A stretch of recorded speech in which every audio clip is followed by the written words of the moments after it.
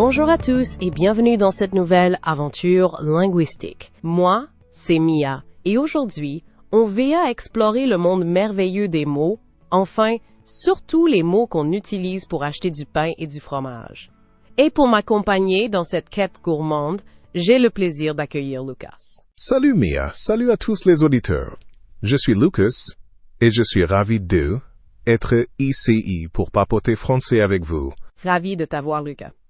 Alors, on va parler français aujourd'hui, mais pas n'importe comment. On va s'attaquer à quelque chose de, disons, essentiel, la liste de courses. Oui, vous avez bien entendu, la liste de courses. Parce que, soyons honnêtes, combien d'entre nous ont déjà paniqué devant un étalage de légumes en se demandant comment on disait carottes en français? Ah, la liste de courses. Le nerf de la guerre, le début de toute bonne recette, ou de toute catastrophe culinaire, si on oublie l'ingrédient clé. Exactement. Et c'est pour ça qu'aujourd'hui, sur French Avenue, on va décortiquer comment parler de sa liste de courses en français. Pas de stress, pas de panique, juste de la bonne humeur et des mots utiles. Alors, pour commencer, Monsieur Miller et Madame Davis, les créateurs de French Avenue, comment ILS ont abordé six sujets. Un petit clin d'œil, œil humoristique pour nous mettre dans le bain? Absolument. ILs ont cette façon unique de rendre l'apprentissage amusant. Je me souviens, dans un de leurs épisodes, ILS comparait l'acte de faire une liste de courses à une mission secrète. Il faut être précis, savoir qu'on cherche, et surtout, ne pas se faire repérer par les tentations sur les trottoirs menant au supermarché. Une mission secrète? J'adore K. C'est exactement l'idée. On ne va pas juste réciter des mots. On va se mettre dans la peau d'un espion culinaire. On va se plonger directement dans le vif du sujet, comme on dit. Parlons de CE Theme, How to Talk About Your Shopping List in French.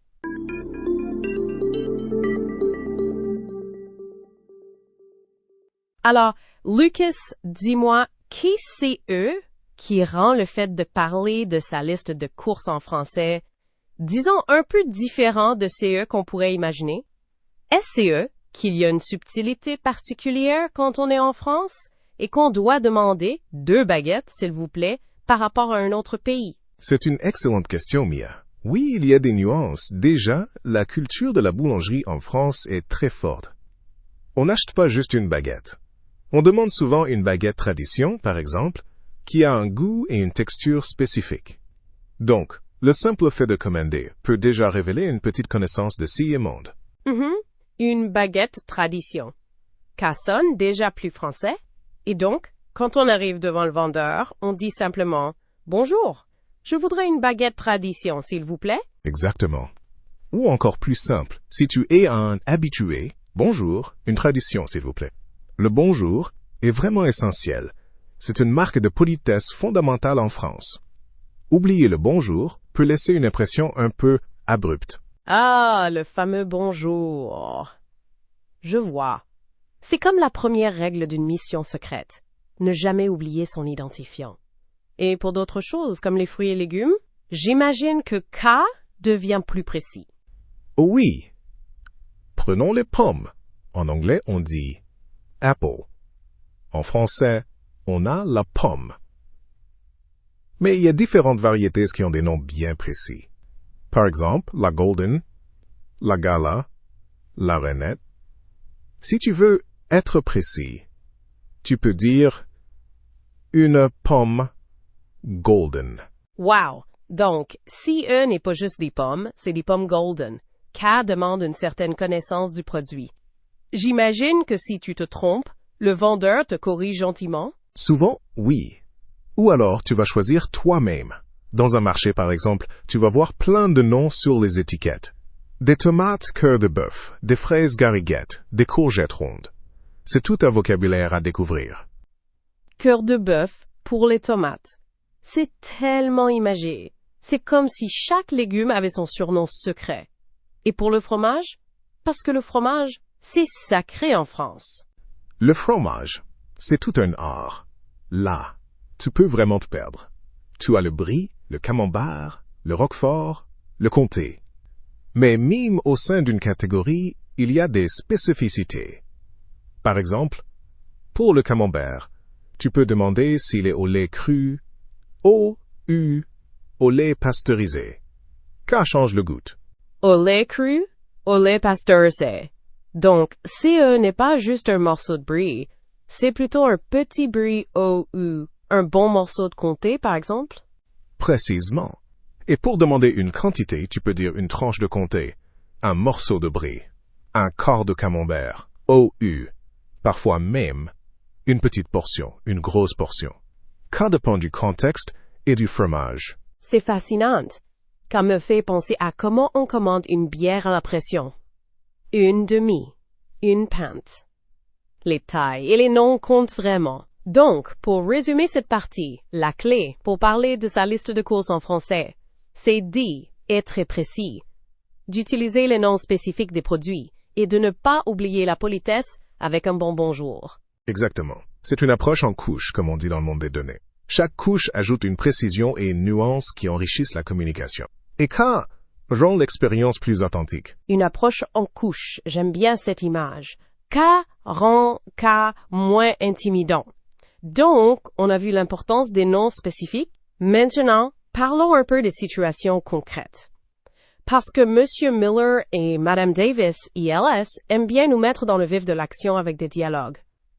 Comment ça se passe dans un supermarché? Alors, dans un supermarché, c'est souvent plus rapide, plus direct. Tu prends CE dont tu as besoin. Mais si tu cherches quelque chose de précis, si tu as une question, tu vas voir un employé. Par exemple, pour trouver une huile d'olive particulière, tu peux demander « Excusez-moi, où trouvez-vous l'huile d'olive vierge extra? » Ah, excusez-moi. K, c'est un classique. C'est le sésame pour engager la conversation. Et si l'employé répond par exemple au rayon huile, « Madame, qu'est-ce que c'est qu'on dit après? On sent pour merci? » Un simple merci suffit. Mais tu peux aussi ajouter merci beaucoup ou c'est gentil. Et si tu arrives au rayon et que tu ne trouves toujours pas, tu peux revenir et dire « Excusez-moi encore, je n'ai pas trouvé l'huile vierge extra dont vous parliez. » C'est une petite boucle, une confirmation. C'est comme un jeu de pistes. Et pour les produits frais, par exemple, si tu achètes des fruits déjà emballés, tu regardes l'étiquette. Mais si c'est un vrac, comment tu demandes la quantité? Pour les fruits et légumes en vrac, tu te sers toi-même généralement. Tu prends CE dont tu as besoin, tu mets K dans un petit sac. Et ensuite, tu vas à la caisse. Là, tu dis « Bonjour, je voudrais » et tu listes tes articles. Ou alors, tu peux dire, pour la quantité, environ 200 grammes de tomates cerises, par exemple. Environ 200 grammes. OK. Donc, on peut donner une estimation en poids. OK, me semble assez universel. Mais si je veux une douzaine d'œufs, quand je dis K? On dit une boîte d'œufs. Les œufs sont généralement vendus en boîtes de 6 OU de 12. Donc, tu demandes une boîte de 6 OU, une douzaine d'œufs. Le mot douzaine est compris. Une douzaine d'œufs. K me parle. Et pour les produits de boucherie OU de charcuterie? Par exemple, si je veux du jambon blanc? Pour le jambon blanc, tu peux demander « Je voudrais 2 tranches de jambon blanc, s'il vous plaît. » Ou alors, si tu veux une quantité plus importante pour cuisiner, tu diras « Je voudrais 100 grammes de jambon blanc, s'il vous plaît. » Le poids est très courant. 100 grammes. Tranche. C'est super utile. Me rappelle quand on commande une portion de frites, c'est souvent par grammage U par taille. Et donc, quand tu payes, tu dis juste K sera combien? U. Il y a une formule plus française? Tu peux demander K fera combien? U. Combien K coûte? So, O à la R, O à la caisse. C'est le caissier qui annonce le montant. Et toi, tu dis simplement « Voilà, entendant l'argent, U. » Tu peux demander « Puis-je payer par carte? » Sans les jetez, la carte bancaire est très utilisée. Voilà. C'est simple et efficace. Je trouve que CE qui est intéressant avec French Avenue, c'est qu'ils nous apprennent pas juste des mots, mais aussi ces petites conventions sociales. Le bonjour, le voilà. C'est l'ensemble qui fait la fluidité. Absolument. IELTS décompose vraiment les interactions. IELTS montre que la langue, CE, n'est pas seulement un lexique, mais aussi un comportement, une façon d'interagir. Et pour la liste de courses, K se traduit par cette précision et cette politesse. Oui, c'est CE qui rend l'expérience plus riche, n'est CE pas. Alors, on a parlé des supermarchés, des marchés. Maintenant, Monsieur Miller et Madame Davis, ILS, aiment bien aussi nous faire imaginer des scènes. IELTS nous transporte. SCE, qu'on pourrait imaginer une scène typique, par exemple, dans une petite épicerie de quartier OU, une boulangerie. Oh oui. Imaginons une petite boulangerie, un samedi matin. Il y a un peu de monde. Une douce odeur de pain chaud flotte dans l'air. Tu rentres et tu dis « Bonjour, madame ». La boulangère te répond « Bonjour, monsieur ». Puis tu demandes « Je voudrais une baguette bien cuite et 2 croissants au beurre, s'il vous plaît. » Une baguette bien cuite. J'aime K. K montre qu'on a des préférences. Et les croissants au beurre, c'est là qu'on voit la différence avec les croissants classiques. Et si on veut autre chose, un pain au chocolat, par exemple? Pour le pain au chocolat, on dit simplement un pain au chocolat. C'est un nom à part entière. Ou parfois, dans certaines régions, une chocolatine. Mais attention, c'est un débat national. Ah, le fameux débat pain au chocolat contre chocolatine. C'est comme le débat croissant au beurre au UPA. C'est une touche d'humour bien française que j'adore. Donc, on récapitule. Bonjour madame, une baguette bien cuite, 2 croissants au beurre, un pain au chocolat. Qu'est-ce qu'on ajoute d'autre dans une liste typique de boulangerie? K peut être un pain de campagne, une brioche. Si tu veux savoir la fraîcheur, tu peux demander si pain est-il du jour ou pour la quantité. Je prendrai une petite brioche. Si pain est-il du jour? C'est une excellente phrase. K montre qu'on est attentif à la qualité. Et pour finir la commande, tu dis « Et si sera tout, merci ». Exactement. Si sera tout, merci. Ou parfois, si tu veux être encore plus poli, si sera tout pour aujourd'hui, merci. La boulange te donne ton sac, tu payes, et tu peux ajouter un petit bonne journée. Ah, le bonne journée, c'est la touche finale parfaite. K, c'est un dialogue super réaliste, et on voit bien que les expressions sont courtes, directes, mais toujours polies. C'est K qui est important. Oui, et c'est que M. Miller et Mme Davis mettent en avant. La simplicité et l'efficacité dans la politesse. IELTS montre que même pour des phrases simples comme demander du pain, il y a une manière de le faire qui est très française. C'est vrai. K rend l'apprentissage moins abstrait. Maintenant, Lucas, parlons un peu des expressions et du vocabulaire utile. Si je suis devant mon étalage de fruits et légumes et que je ne sais pas du tout CU que je veux, mais que je veux quelque chose de local, de saison. Là, tu peux demander au vendeur, qu'est-ce qui est de saison en ce moment? Ou alors, qu'est-ce que vous me conseillez? C'est une excellente façon d'ouvrir la conversation et d'obtenir des recommandations. Qu'est-ce qui est de saison en ce moment? C'est la phrase magique. Ou, qu'est-ce que vous me conseillez? Qu'est-ce, j'aime beaucoup K. Et pour les quantités, on a parlé de tranches, grammes, morceaux. Y a-t-il d'autres termes? Oui, pour les produits comme la viande ou le poisson, on peut demander une livre de mime si la livre n'est pas l'unité officielle. Elle est encore utilisée dans le langage courant, surtout pour la viande. Mais le gramme reste plus précis. On peut aussi demander une barquette de fraises, par exemple, ou une grappe de raisin. Une livre de « c'est une bonne information ». Une barquette, une grappe. C'est concret. Et pour les pâtes le riz, par exemple, si j'en achète en vrac? En vrac, tu peux dire « Je voudrais environ 500 grammes de riz basmati. ou un paquet de spaghettis. Le mot paquet est très courant pour les produits secs conditionnés. Un paquet de spaghettis. C'est simple. On dirait aussi une boîte de céréales, un pot de yaourt. Exactement. Un pot de yaourt, une brique de lait. Pour le lait, on utilise beaucoup la brique. Et si tu veux des petits pots de crème fraîche, tu peux demander 2 petits pots de crème fraîche. 2 petits pots. C'est clair.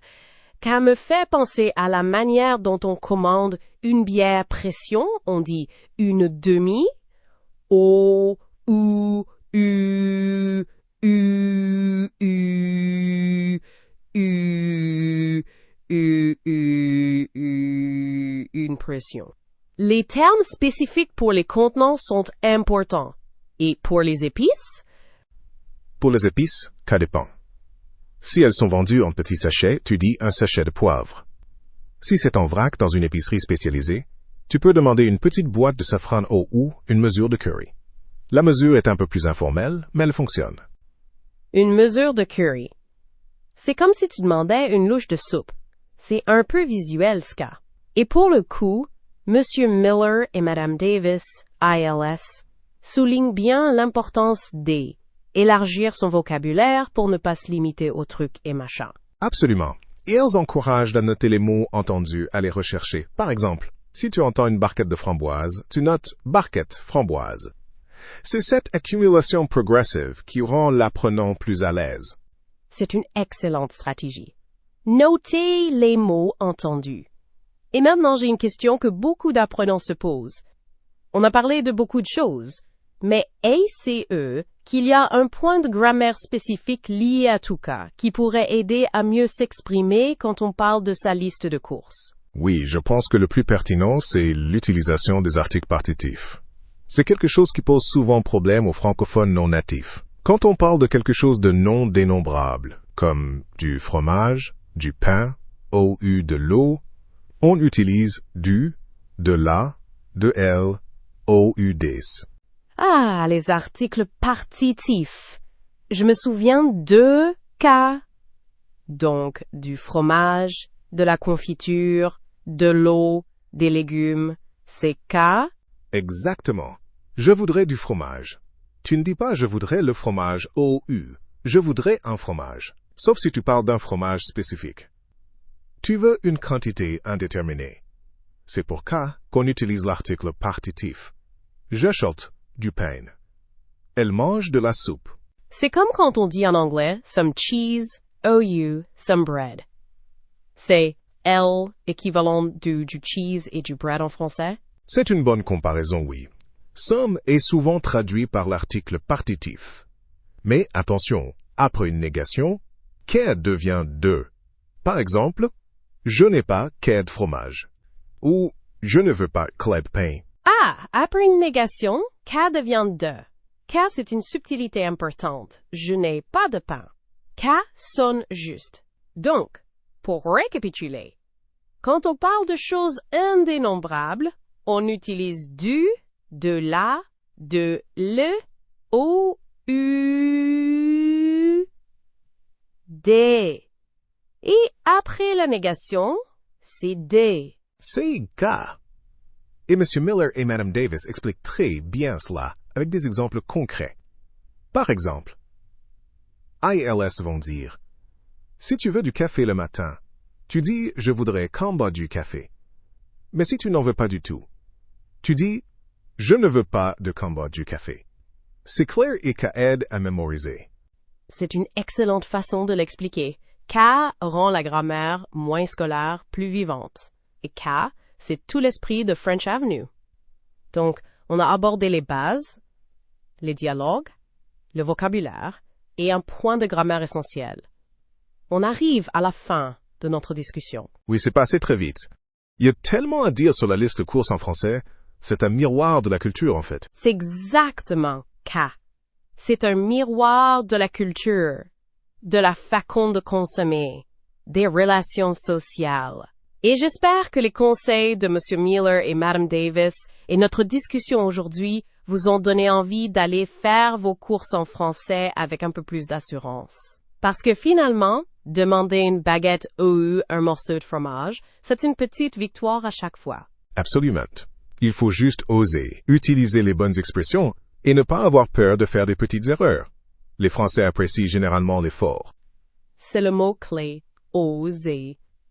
Alors, pour conclure, on retient l'importance du bonjour, la précision des noms de produits, l'utilisation des articles partitifs et surtout, le plaisir de la découverte. On espère que cet épisode sur How to Talk About Your Shopping List in French vous a plu. Merci à tous pour votre écoute et n'oubliez pas, la prochaine fois que vous irez faire vos courses, pensez à ces quelques mots et phrases. C'est tout pour aujourd'hui sur French Avenue. Merci Mia et merci à tous nos auditeurs. Que vos listes de courses soient complètes et vos repas délicieux. C'est ainsi que se termine cet épisode. Merci de nous avoir écoutés.